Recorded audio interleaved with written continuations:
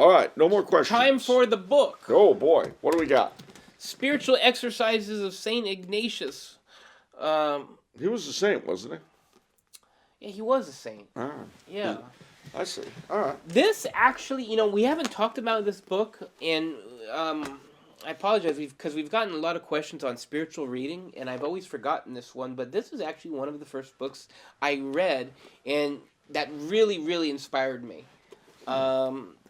Yeah, because I think there's a brief biography in the beginning, too. I like St. Ignatius's biography a lot, and his conversion. But, okay, so this is not a typical read. This is kind of the way it's structured. It's supposed to be done in a retreat setting. That's the best way it's done. But you can do it yourself, and you can give it a go in person. That's what I've done. I hope to do it this Lent again as well.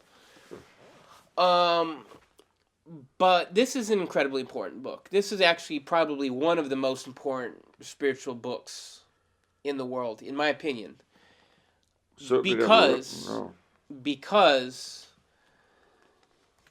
this is something that we have completely lost and that we need so badly. Everyone's talking about masculinity, but we don't know how to get it back. At the same time, everyone's complaining about the Jesuits. And I think that sort of prevents them from looking at what St. Ignatius did, what the Jesuits were about when they were great. And this is it. Yeah. And as my brother said, I'll never forget what he said about it. He said, if only we could bottle this book. We just convert the world en masse, because it turns you into a fervent Catholic. To give you an idea, now I've read this I think more than 10 years ago or so I don't remember it as well. I'm gonna try to read it this Lent, but I remember there's 4 steps or 4 weeks, and I remember one of the first steps.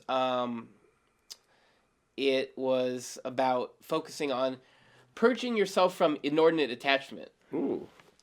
And I've always joked that I've never passed the first step.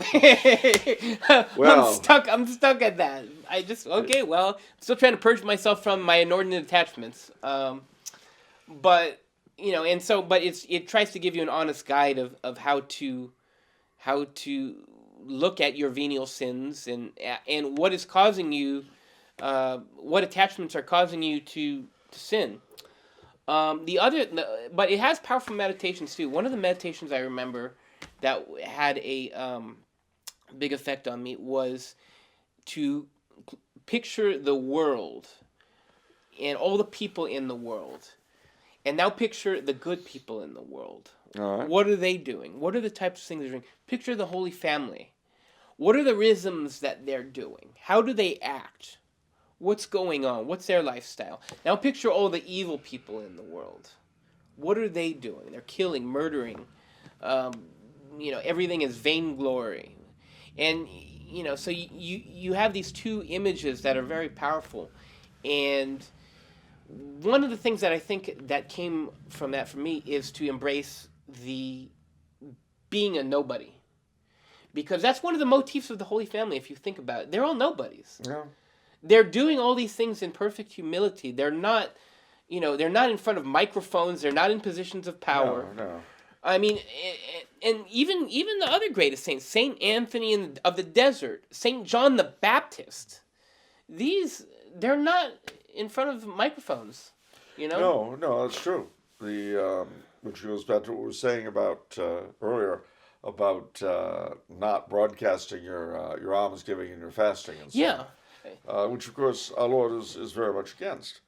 And the original Jesuits were certainly very much into humility, which is not always the case now.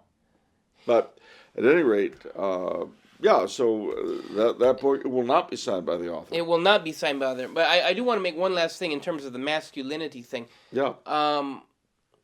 The other thing that Ignatian spirituality is bound up in is following a king.